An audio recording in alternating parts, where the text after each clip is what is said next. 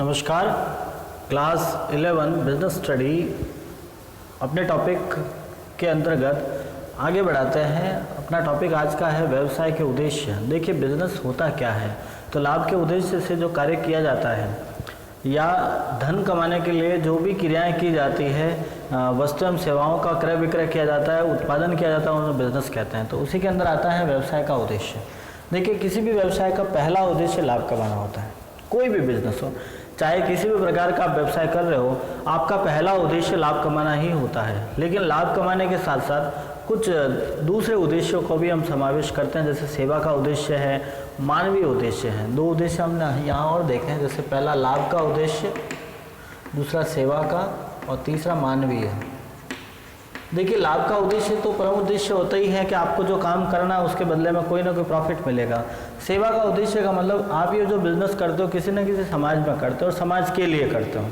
तो जब हम लाभ कमाते हुए भी किसी व्यक्ति को सेवा प्रदान कर रहे हैं तो एक इसे सेवा का उद्देश्य भी कहा जाता है। साथ में मानवीय उद्देश्य का मतलब होता है कि जब हमने कोई व्यापार किया, व्यवसाय किया है, तो लोगों को हम रोजगार के साधन उपलब्ध कराते हैं। लोगों को सामाजिक रीति रिवाज या सामाजिक परिवेश के अंतर्गत उनके लिए कुछ ना कुछ सहायता की जाती है, तो इसीलिए हम इसको एक मानवीय उद्देश्य भी कहते हैं। नेक्स्ट आता है व्यवसाय के बहुमुखी उद्देश्य। बहुमुखी का मतलब होता है कि बहुत सारे अलग अलग क्षेत्रों के आधार पर हमने कुछ उद्देश्यों को निर्धारित किया है। इसमें सबसे पहला आता है बाजार की स्थिति।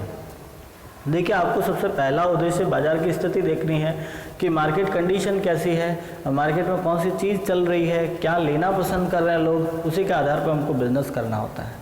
दूसरा आता है नव प्रवर्तन। काफ़ी इंपॉर्टेंट पॉइंट है नव प्रवर्तन। नव प्रवर्तन का मतलब होता है नए विचार एवं नई तकनीक का समावेश करना। व्यवसाय के अंतर्गत नए विचार और नए तकनीक को लेके आना, नए विचारों को आपको इंक्लूड करना, उन्हें हम कहते हैं नव प्रवर्तन। नेक्स्ट आता है उत्पादकता। वस्तु का उत्पादन करना, बाजार की स्थिति के आधार पर लोगों की क्या डिमांड है, उसी कंडीशन को ध्यान में रखते हुए हमको नए नए वस्तुओं का उत्पादन करना होता है। भौतिक एवं वित्तीय साधन। देखिए, भौतिक यानी जितने भी चीज़ें हम देख रहे हैं, वित्तीय यानी फाइनेंशियली जो पैसा है, उन्हें आपको रिलीज करना होता है। मार्केट के अंदर आपको वस्तुएं लानी होती है, मार्केट के अंदर पैसा लाना होता है। ये सारा काम एक बिजनेस करता है। लाभार्जन। एक व्यवसाय का मुख्य उद्देश्य लाभ अर्जन करना होता है। जो भी आप काम कर रहे हो, चाहे वस्तु दे रहे हो, सेवा दे रहे हो, उसके बदले में आपको लाभ कमाना है और लाभ के उद्देश्य से ही यह कार्य किया जाता है। प्रबंध निष्पादन एवं विकास। प्रबंध निष्पादन का मतलब होता है जो बिजनेस आप कर रहे हो उसका मैनेजमेंट करना, उसे सही ढंग से चलाना, व्यवस्थित रूप से चलाना, हर किसी व्यक्ति को उसका फायदा होवे, उसी को हम कहते हैं प्रबंध निष्पादन। साथ में अपना विकास करना, समाज का विकास करना, व्यवसाय का विकास करना। कर्मचारी निष्पादन एवं मनोवृत्ति। देखिए, किसी भी व्यवसाय का जो लाभ और हानि निर्भर करता है तो उसके कर्मचारी पर निर्भर करता है। कर्मचारी का मतलब हम यहाँ ये समझते हैं कि जो व्यक्ति उस बिजनेस को कर रहा है, जो व्यक्ति उस बिजनेस को करने में आपकी सहायता कर रहा है, उसे हम कर्मचारी कहते हैं। और कर्मचारी यदि आपका सही ढंग से काम करता है तो स्वाभाविक से या नेचुरली हम वहाँ प्रॉफिट अर्न करेंगे। साथ में मनोवृत्ति। देखिए, जो आपके पास काम करने वाला व्यक्ति है उसका जो मानसिक स्तर है वो आपके बिजनेस के प्रति क्या सोचता है। यदि वो आपके लिए पॉजिटिव सोच के कार्य कर रहा है तो स्वाभाविक सी बात है वह यहाँ अपना 100% एफर्ट लगाएगा और आपको ज़्यादा से ज़्यादा प्रॉफिट कमाने में अपनी सहायता देगा या अपनी पूरी कोशिश करेगा। नेक्स्ट आता है सामाजिक उत्तरदायित्व। देखिए, एक बिजनेस के लिए समाज के प्रति बहुत सारे उत्तरदायित्व होते हैं।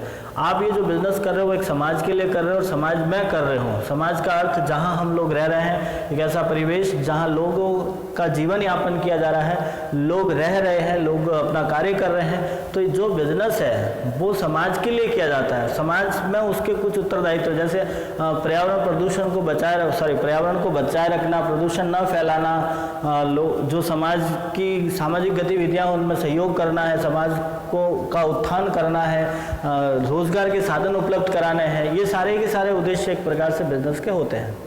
नेक्स्ट हमारा टॉपिक आता है व्यावसायिक जोखिम। देखिए, रिस्क हमने पहले भी समझा था कि बिजनेस में रिस्क जरूरी होती है। कोई सा भी बिजनेस हो, कैसा भी बिजनेस हो, रिस्क होती है। रिस्क का मतलब होता है कि अनिश्चितताएं हैं। यहाँ पे आपने भी देखा होगा कोई बिजनेस ऐसा नहीं है जिसमें आप पहले से हम ये क्लियर कर ले कि हमको प्रॉफिट ही होगा। प्रॉफिट होगा, कई बार ऐसी स्थिति आती है जो सफिशिएंट नहीं होता, जितना आपने सोचा था उतना प्रॉफिट नहीं हुआ है, कम भी हो सकता है, ज़्यादा भी हो सकता है, इवन लॉस भी हो सकता है। तो ये जो अनिश्चितताएं हैं उन्हें हम जोखिम कहते हैं। जोखिम की परिभाषा समझते हैं क्या लिखा हमको कि व्यावसायिक जोखिम से आशय अपर्याप्त लाभ प्राप्त होना, अपर्याप्त का मतलब जो सफिशिएंट प्रॉफिट नहीं है, या हानि की उस संभावना से जो नियंत्रण से बाहर अनिश्चितताओं एवं आकस्मिक घटनाओं के कारण होती है। जो हानियां हैं जो अपने कंट्रोल से बाहर है। देखिए कुछ ऐसे लॉस है जो हम ट्राई करते तो वो सॉल्व हो सकता था, जैसे मान लीजिए आपकी चोरी हो जाना, तो आपने व्यवस्थित रूप से यदि माल रखा है तो चोरी नहीं होता है, लेकिन यदि बाढ़ आ जाती है, एक ऐसी घटना हो गई, बाढ़ आ गई, आपका बहुत सारा माल खराब हो गया, नष्ट हो गया, तो वो एक रिस्क है, उसमें आप भी कुछ नहीं कर सकते थे। तो अनिश्चितताओं या ऐसी घटनाओं के कारण कोई हानि हो जाती है, उसे हम व्यावसायिक जोखिम कहते हैं। अब इस जोखिम की प्रकृति कैसी होती है, नेचर कैसा होता है, तो पहला पॉइंट लिखा आपको, व्यावसायिक जोखिम अनिश्चित घटनाओं के कारण होती है। कोई भी जोखिम होगी पहले से फिक्स नहीं है, आपको ये नहीं पता है कि ये कल होने वाला है, देखिए आज के आधे घंटे बाद क्या होगा हमें नहीं पता है। तो वो जो भी होना है इन फ्यूचर, जो अनिश्चित घटनाएं हैं जिनके बारे में हमने कल्पना तक नहीं करी है, वो घटनाएं हो जाती है जिसके कारण हमें लॉस होता है, और वही लॉस हमारे लिए एक प्रकार से रिस्क क्रिएट करता है। दूसरा, जोखिम किसी भी व्यवसाय में हो सकती, कोई भी कैसा भी बिजनेस हो, चाहे वो छोटा है बड़ा है, किसी भी प्रकार का बिजनेस है, चाहे आप वस्तुएं दे रहे हो सेवाएं दे रहे हो, आपकी रिस्क होती है। यह व्यवसाय की प्रकृति एवं आकार पर निर्भर करती है। बहुत अच्छा पॉइंट है, आपका रिस्क आपके बिजनेस के नेचर एंड उसकी साइज पर डिपेंड करेगा। नेचर का मतलब कुछ ऐसे बिजनेस हैं जो ज़्यादा रिस्क होती है, किसी बिजनेस में कम रिस्क होती है। जैसे आपका बिजनेस फैशन से संबंधित है। फैशन एक ऐसा शब्द है जो हर पल हर मिनट बदल रहा है, लोगों की भावनाएं बदल जाती है। कहने का तात्पर्य होता है, आज आपने कुछ सामान का स्टॉक कर लिया, कल मार्केट में उसकी फैशन चली गई, लोग आपके वो सामान नहीं खरीदेंगे, रिस्क ज़्यादा होती है। फैशन जैसे बिजनेस में रिस्क ज़्यादा होती है। साथ में जैसे कुछ ऐसे डेली यूजेज के जो गुड्स होते हैं, जैसे आपके दूध का प्रोडक्ट है आपके पास में, तो आप ज़्यादा से ज़्यादा स्टोर नहीं कर सकते, एक दिन दो दिन, यदि 2 दिन से ज़्यादा रख दिया खराब हो जाएगा। तो कहने का मतलब होता है ऐसे बिजनेस में आपको रिस्क ज़्यादा होती है।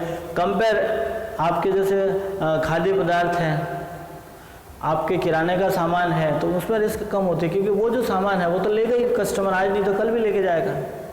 भाई आपने किराने का एक स्टोर लगा दिया है, तो आपका सामान आज आपने खरीद लिया, उसकी फैशन तो जाती नहीं है। आज भी बंदा गुड़ खा रहा तो गुड़ ही खाएगा, इसमें तो कोई फैशन की बात ही नहीं है।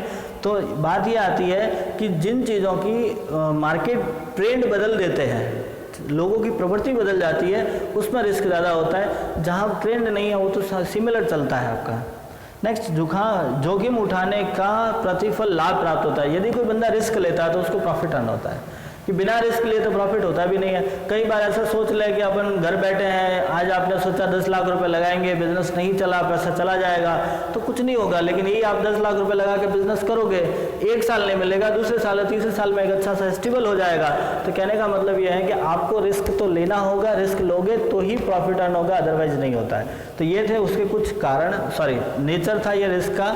अब हम कारण समझते हैं। 4 कारण लिखे हैं रिस्क के। क्या कारण होते हैं? पहला, प्राकृतिक कारण। देखिए, कई ऐसी घटनाएं जिस पर हमारा नियंत्रण नहीं है, प्राकृतिक है, नेचुरल है, जैसे बाढ़ आ जाना, आग लग जाना, भूकंप आ जाता है, बहुत सारी ऐसी नेचुरली इंसिडेंट्स हो जाते हैं जिसके कारण हमारे बिजनेस में लॉस हो सकता है, जिन्हें हम नेचुरली रिस्क बोलते हैं। प्राकृतिक रीजन जिसका है, प्राकृतिक कारण है। मानवीय कारण है। देखिए, अपने बिजनेस में जो काम करने वाले व्यक्ति हैं उनसे भी हमको रिस्क है। कैसे है? जैसे आपने कर्मचारियों ने हड़ताल कर दी, तालाबंदी कर दी, कोई व्यक्ति आया ही नहीं है काम पे, तो इस प्रकार से भी हमको रिस्क का फेस करना पड़ता है।